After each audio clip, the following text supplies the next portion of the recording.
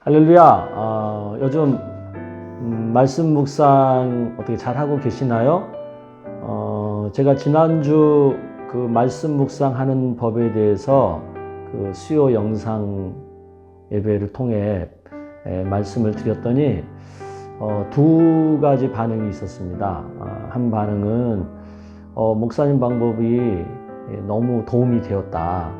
좀 더 말씀을 깊게 묵상하는데 많은 방법을 알게 됐다. 그런 반응이 있었고요. 또 한 가지 반응은 목사님 하시는 방법이 나한테는 너무 어렵게 느껴졌다. 그렇게 말씀하신 분이 계셨습니다. 사실 말씀 묵상은 깊게 할 수 있으면 깊게 하면 할수록 좋지요. 그런 분들은 좀 제가 보여드린 방법들을 좀 활용하셔서 깊게 말씀 묵상을 하려고 애를 쓰시면 큰 도움이 될 거라고 생각합니다. 하지만 또 말씀 묵상이 너무 어려우면 또 안 하게 되잖아요. 그래서 오늘은 좀 더 쉽게, 더 간단하게 말씀 묵상 할 수 있는 그런 방법을 여러분들에게 소개를 해 드리려고 합니다. 말씀 묵상에서 제일 중요한 것은요, 깊게 하는 것보다는 사실은 매일 하는 겁니다. 말씀 묵상을 하면서 그 본문의 내용을 다 이해하지 못하더라도 그 중에 한 말씀이라도 내 마음을 사로잡는 그 한 말씀이라도 붙드는 것이 중요해요. 그래서 말씀 묵상은 깊게 하지 못해도 매일 할 수 있으면 그게 더 소중한 겁니다. 그리고 또 말씀 묵상함에 있어서 중요한 것은 내가 깨달은 말씀, 내가 들은 음성을 내 삶 속에 잘 적용하는 겁니다. 아무리 묵상을 해서 하나님 음성을 들었어도 그 말씀을 내 삶에 적용하지 못하면 사실은 하나님 나라를 살 수 있는 게 아니거든요.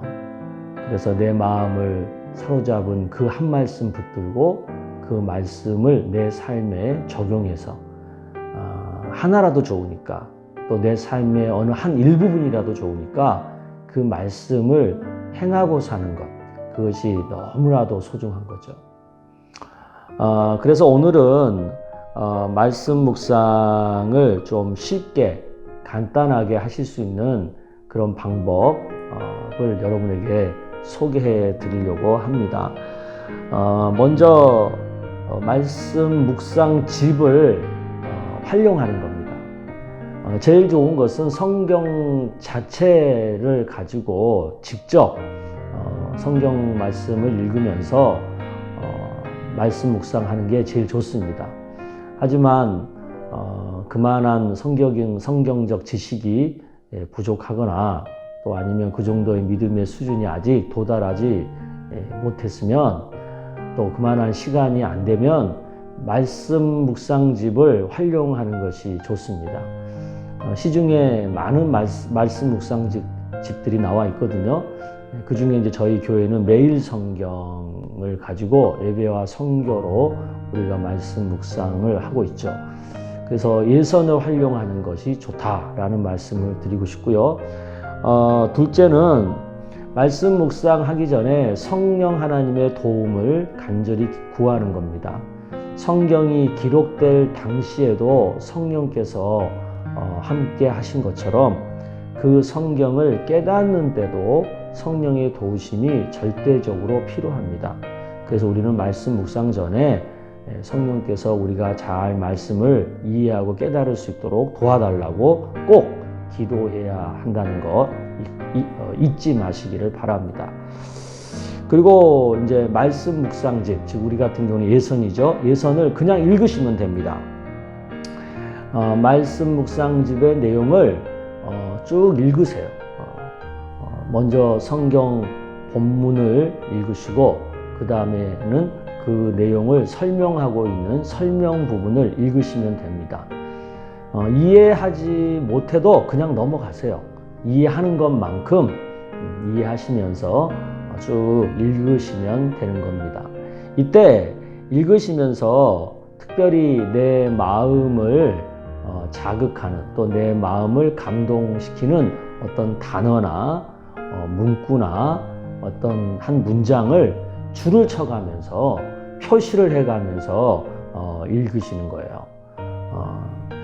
그리고 나중에 이제 줄친 것을 다시 한번 쭉 보는 겁니다. 그 중에서 내 마음에 가장 큰 감동이 되는, 또 내 마음을 가장 크게 자극하고 사로잡는 그 어떤 단어나 문장이나 문구를 한두 개를 선택하는 거예요. 그리고 그 선택한 말씀을 가지고 내 삶을 들여다보는 겁니다. 이때 스스로에게 두 가지의 질문을 던지면서 들여다보는 것이 중요합니다. 첫 번째 질문은 내가 이 말씀대로 지금까지 살아왔는가 하는 질문이죠. 이때 살아오지 못했다고 느끼면 하나님 앞에 회개하는 겁니다. 그게 1차 적용이에요. 두 번째 질문은 앞으로 그러면 이 말씀을 어떻게 내 삶에 적용하며 살 것인가를 생각하는 거예요. 그래서 이 말씀대로 내가 어떤 부분에서 어떤 순간에 살 것인가 라는 것을 생각해 보는 거죠. 이게 2차 적용입니다. 그리고 그 다음에는 그 삶에 적용할 것을 생각한 것을 노트에 적는 거예요.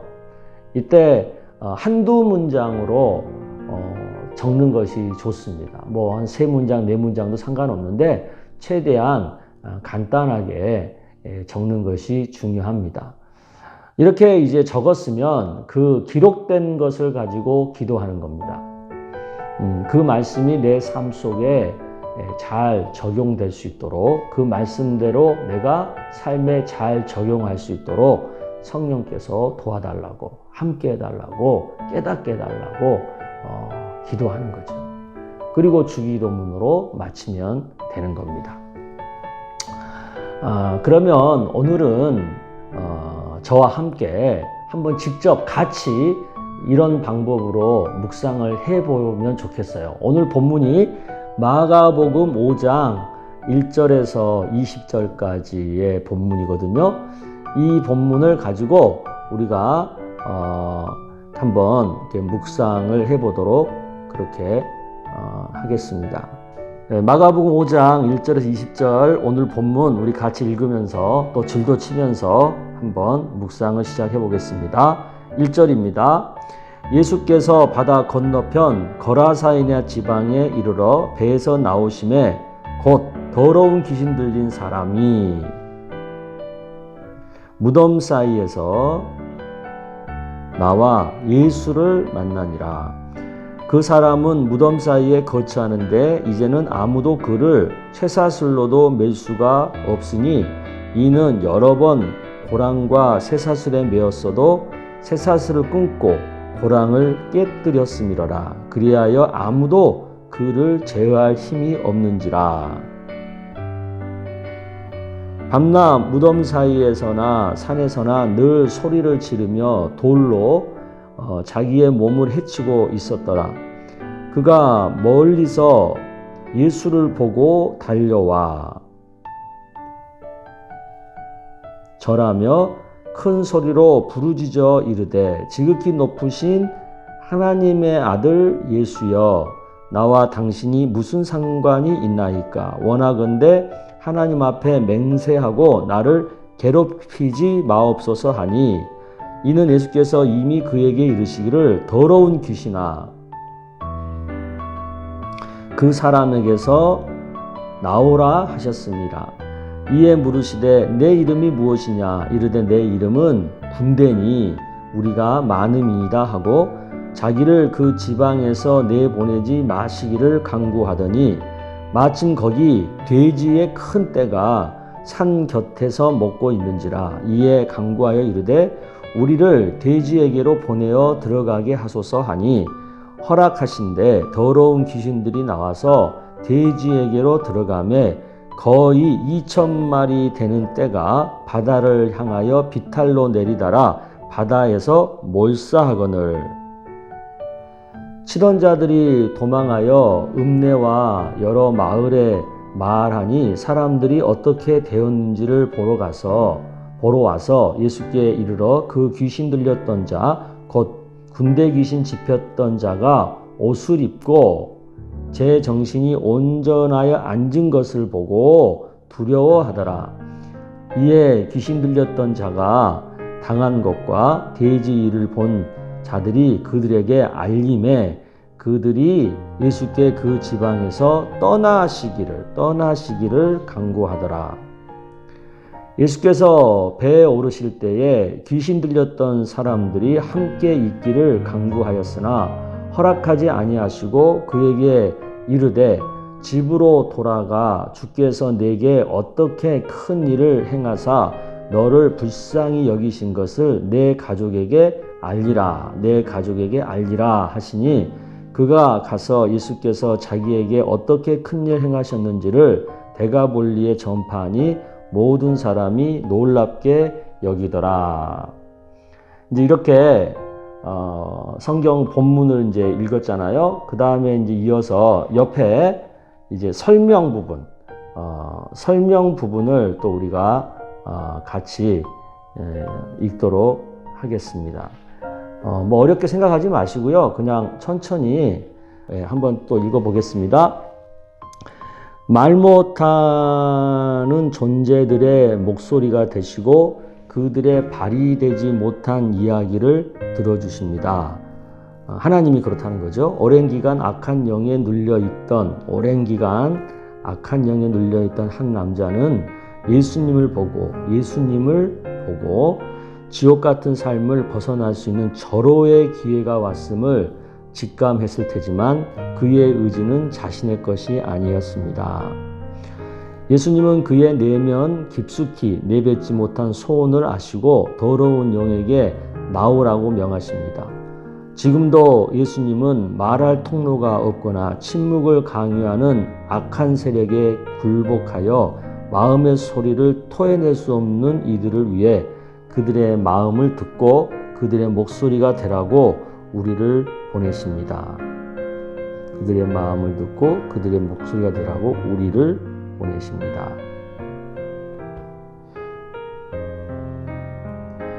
훼손된 인간의 존엄을 회복하시고 그들의 잃어버린 삶을 되찾아 주십니다. 군대라는 이름의 더러운 귀신은 한 사람을 제압하여 그의 인간성을 완전히 무너뜨렸습니다. 사람들은 쇠사슬로 묶고 쇠고랑을 채우는 것으로 귀신을 억어하려 하지만 그것은 도리어 한 사람의 존엄을 훼손하고 자유를 속박할 뿐이었습니다. 그러나 예수님이 이방 땅 거라사 죽은 자들의 거처인 무덤, 부정한 그 땅에 발을 내디디셨을 때 비로소 군대 귀신의 지배는 끝이 난 것입니다. 예수님이 이방 땅 거라사 죽은 자들의 거처인 무덤 그 부정한 땅에 발을 내디디셨을 때 예수님은 모든 것을 압도하는 강력한 사랑으로 그 사람을 귀신의 속박에서 해방하시고 인간의 존엄을 회복해 주신 후에 가족에게로 돌려보냅니다. 이처럼 복음이 선포되는 곳에는 진정한 해방과 자유, 회복의 역사가 펼쳐집니다. 주님처럼 우리 발길도 하나님의 형상이 짓밟히고 있는 곳을 향하고 있습니까? 한 사람에게서 나온 군대 귀신은 돼지 2,000마리를 몰살시킵니다. 이 소식을 들은 주인들은 혼비백산하여 몰려옵니다. 무덤 사이에 방치되었던 한 사람의 회복을 목도하기 위해서가 아니라 그로 인해 발생한 재산상 손실을 확인하기 위해서요. 그때나 지금이나 세상은 여전히 예수님의 방식이 아닌 거라사 주인들의 방식대로 돌아가고 있습니다. 돈 때문에 또는 어떤 조직의 보위를 위해서 누군가의 삶이 파괴되고 생명이 사그라졌다는 소식이 낯설지 않게 들립니다. 그러나 예수님의 방식은 분명합니다. 누군가의 파괴된 일상을 회복하시는 데 많은 관심을 기울이셨고 한 영혼을 천하보다 귀히 여기셨다는 것입니다. 여기까지 다 읽으신 다음에는 다시 한번 줄친 부분만 우리가 보는 거예요. 줄친 부분만 한번 이렇게 보면서 그 중에 한두 말씀, 내 마음을 더 강력하게 사로잡는 한두 말씀을 선택을 하는 거예요. 줄친 걸 쭉 한번 여러분도 보시길 바랍니다. 멀리서 예수를 보고 달려와 절하며 하나님의 아들 예수여 더러운 귀신아 그 사람에서 나오라 하셨습니다. 내 이름은 군대니 우리가 많으니이다 하고 자기를 그 지방에서 내보내지 마시기를 간구하더니 돼지의 큰 떼가 2,000마리나 되는 떼가 몰사하거늘 옷을 입고 정신이 온전하여 앉은 것을 보고 두려워하더라. 이에 귀신 들렸던 자가 당한 것과 돼지의 일을 본 자들을 그들에게 알림해 그들이 예수께 그 지방에서 떠나시기를 간구하더라. 내 가족에게 알리라.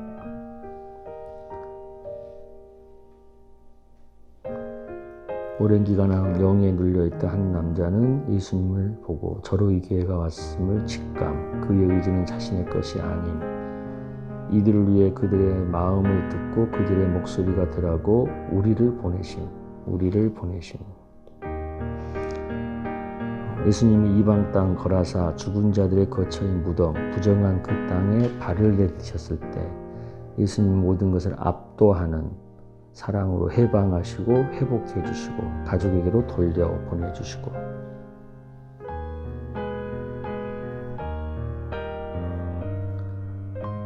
그로 인해 발생한 재산상 손실을 확인하기 위해서 예수님의 방식이 아닌 거라사 주인들의 방식, 누군가의 파괴된 일상을 제가 줄친 것 중에서 저는 특별히 제 마음을 사로잡은 단어는 이 알림에 16절에 나오는 알림에 그리고 19절에 나오는 내 가족에게 알리라 라는 이 단어입니다. 16절에 나오는 알림에는 나쁜 소식을 알렸어요. 돼지가 다 죽는 그런 소식, 이제 재산상으로 큰 손실이 났다고 하는 소식, 그것을 알리는 거였다면 19절에 알리는 것은 귀신에서 해방된 이제 제정신을 차린 온전해진 그것을 알린 거였어요. 예수님을 만나서 내가 이제 온전해졌다, 내가 새로운 사람이 되었다 라는 좋은 소식을 알리는 거였어요. 똑같이 알리는 건데 알리는 내용이 되게 다르죠. 저는 이 말씀을 가지고 제 삶에 이렇게 적용을 해봅니다. 나는 사람들한테 나쁜 소식을 알리는 것을 먼저 하는 사람인가, 좋은 소식을 전하는 것을 먼저 하는 사람인가, 또 나는 주로 나쁜 소식을 많이 알리는 사람인가, 좋은 소식을 많이 알리는 사람인가 라는 것을 생각을 해봤고요. 또 나는 내가 알릴 수 있는 좋은 소식이 뭘까? 이 군대 귀신 들렸던 사람은 예수님 만나서 이제 귀신에서 해방되었다고 하는 좋은 소식을 알렸는데 나는 사람들에게 어떤 좋은 소식을 알릴 수 있을까? 그런 생각을 해보았습니다. 그래서 저는 오늘 이 말씀을 제 삶에 적용을 이렇게 한번 해봤어요. 다른 사람들 흉을 보거나 또 내가 직접 보지 않고 듣지 않은 나쁜 말을 별 생각 없이 쉽게 다른 사람들에게 전달하는 것, 전하는 것은 될 수 있으면 하지 말자. 그리고 또 나쁜 말을 하는 사람과 함께 하면서 그 사람이 하는 말을 가만히 듣고만 있어도 그것은 그 나쁜 말에 나도 동조하는 것밖에 안 되니까 그런 자리를 피하거나 또 나쁜 말을 할 때는 그것을 하지 못하도록 제어하는 그런 역할을 내가 하자. 그리고 나는 될 수 있으면 예수님의 복음을 많이 말하고 또 다른 사람들을 칭찬하고 격려하고 축복하는 그런 말을 많이 하자. 그동안 내가 하나님께 받은 은혜가 많은데 또 하나님께 받은 복이 많은데 그것을 더 많이 자랑하면서 그것을 더 많이 사람들에게 알리면서 살자 하는 것을 제 삶에 적용을 해 봅니다. 그래서 저는 이것을 가지고 한두 문장으로 정리를 해보면 이렇게 정리를 하고 싶습니다.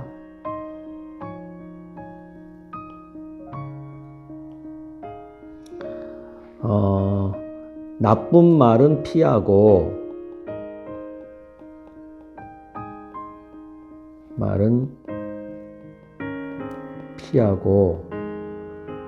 복음과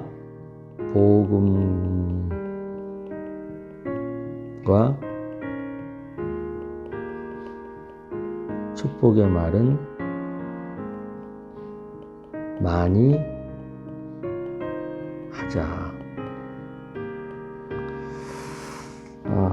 이렇게 저는 오늘 제가 본문을 묵상하면서 깨달은 말씀을 정리해 봅니다. 이제 이 정리한 말씀을 가지고 내가 이렇게 살 수 있기를 우리 주님의 도움을 간구하는 기도를 하도록 하겠습니다. 우리 같이 기도하겠습니다. 하나님 아버지, 오늘 말씀 묵상을 통해서 군대 귀신 들린 한 사람이 예수님 만나서 해방을 얻는 과정 속에 어떤 사람은 나쁜 소식을 전하고 또 어떤 사람은 좋은 복된 소식을 전하는 것을 보게 됩니다. 똑같은 사건인데 어떤 사람은 그것을 통해서 나쁜 것을 말하고 어떤 사람은 그것을 통해서 좋은 것을 말하는 것을 보게 됩니다. 주님, 저의 삶 속에서 될 수 있으면 좋은 것을 말하고 복된 소식을 말하고 또 주의 은혜와 축복을 말하는 그런 삶이 되기를 원합니다.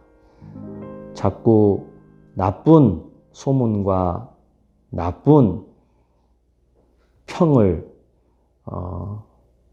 앞세우는 그런 삶이 되지 않기를 원합니다.